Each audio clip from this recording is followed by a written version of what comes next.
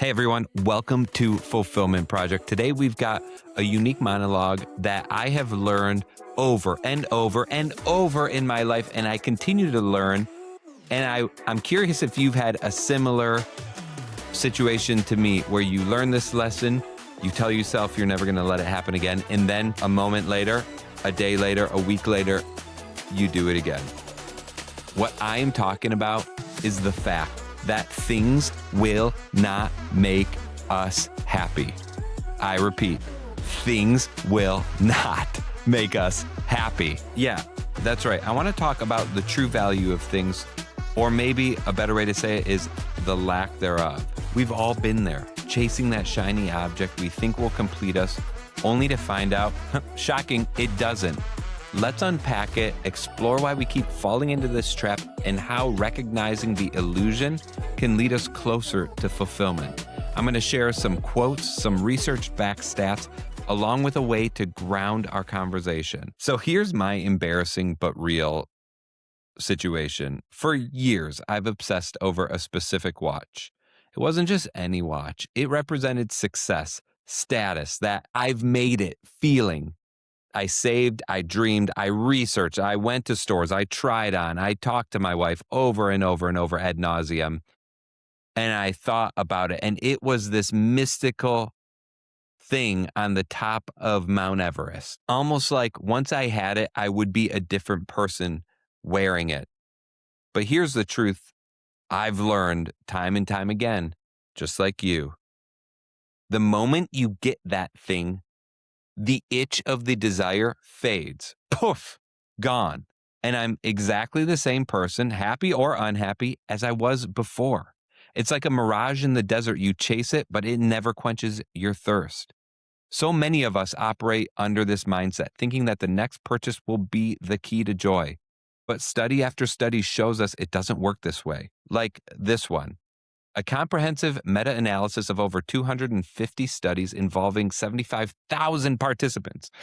They found that materialism, the strong emphasis on acquiring possessions, is consistently linked to lower personal well-being, including reduced life satisfaction, lower vitality, and higher levels of depression and anxiety. Why?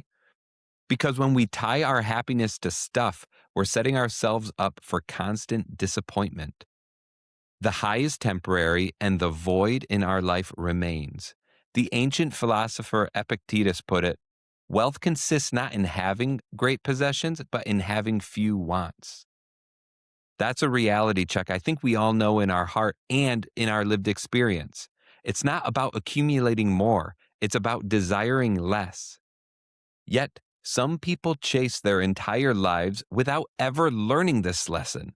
They buy, they upgrade, they repeat. Buy, upgrade, repeat.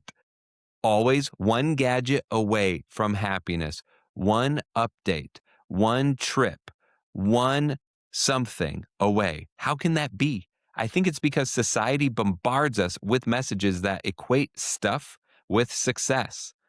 Ads, social media, even our peers. It's a cycle of comparison and craving. But deep down, we know it doesn't deliver. Research again backs this up. People who prioritize material possessions report lower overall self-well-being with the strongest negative links to happiness and life satisfaction. It's like we're wired to learn this through trial and error, but for some, the errors just keep piling up. Now, let's make an important distinction. Not all things are created equal. A house, for example, it's not just bricks and mortar. It can facilitate depth, family dinners that turn into lifelong memories, gatherings with friends where real connections happen, mentorship sessions that inspire growth, quiet moments with your spouse sharing your heart and vulnerabilities. The value isn't in the possession itself. It's in how it enables richer relationships and experiences. That's where true worth lies. Contrast that with the t-shirt you have to have. You long for it, you buy it, you wear it a few times, and bam, it's in the donation pile a year later. Now, the house can just become something you chase, and once you get it, it's not fulfilling. But there are some material things that allow you to go deeper, and that's the distinction I'm trying to create here. This ties into something we've touched on before. To find fulfillment, you must live below your means. I don't think it's optional. I think it's a requirement. I think there are some rules in life that are rules for a reason. And the rule is this: you can't achieve fulfillment and be in debt. Avoid debt at all costs. Recognizing that things won't make you happy is step one. Step two, resisting that siren call of the new water bottle, the kitchen gadget, the eco-friendly whatever. It won't transform your life for the better. Putting it on a credit card will drag you down. Debt isn't freedom, it's chains. As the Bible says in Proverbs 22:7, the borrower is a slave to the lender. And I don't know any fulfilled slaves. Do you? The stats here are eye-opening. In the UK, people behind on household bills are more than twice as likely to report very poor mental health. In the US, 43% of adults say money issues negatively impact their mental health, leading to anxiety, stress, and depression. Debt doesn't just strain your wallet, it erodes your well-being. Individuals struggling with debt are more than twice as likely to face mental health problems like depression and anxiety.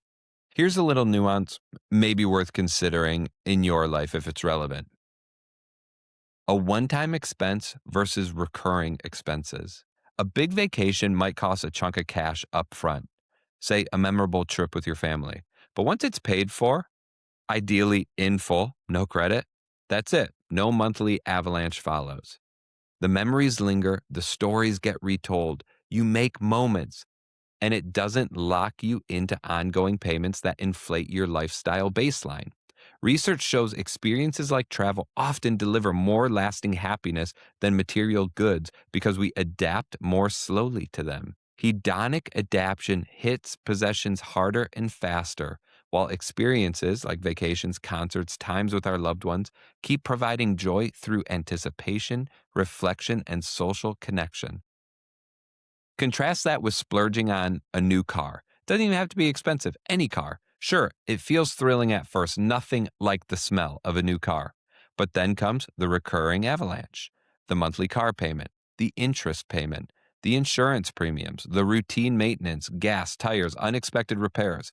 According to AAA's 2025 Your Driving Cost study, the average annual cost of owning and operating a new vehicle in the U.S. is about $11,500 or just under $1,000 a month. That turns a one-time purchase into a perpetual drain, often forcing people to cut back on vacations, dining out, or social activities just to keep up.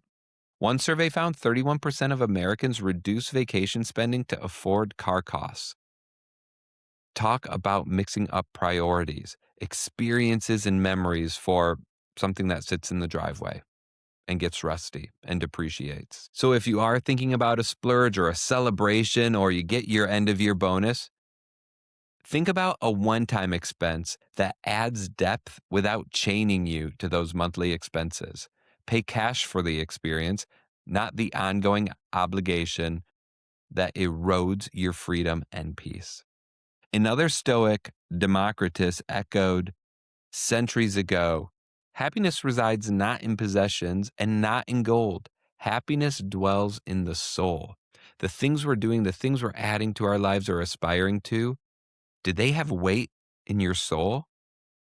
Maybe that's the litmus test when we're looking at our cart online. What will add weight to the soul? So what's the takeaway? Reflect on your desires. Ask, does this thing foster depth or is it just a fleeting fix? Build habits that prioritize experiences, relationships, and financial freedom over stuff. If you're in debt, seek help. It's a step towards liberation. Someone like Dave Ramsey or J.L. Collins can help you with your financial freedom a lot more in depth than this simple podcast, but check them out if you're thinking about it. JL will tell you to live on half of your income, which is crazy, but possible. Seeking help is one step towards liberation. Not buying that next thing that's going to put one more link in the chain is one step towards liberation. You've got this. Thanks for tuning in. Drop your thoughts in the comments or shoot me a DM. Until next time, I'm sending you my best. Everyone, hey, if you haven't already gone over to my Substack and signed up for a free or premium membership, why don't you go do that right now? There's so much stuff. Every Monday morning, you get the newest, latest episode, either a long form or a monologue on a big topic by me. Every Wednesday, you get the self-reflection guide, all my notes, all my memos, and so much more. And by signing up, you will get my free book emailed to you in PDF form right now. Thank you so much.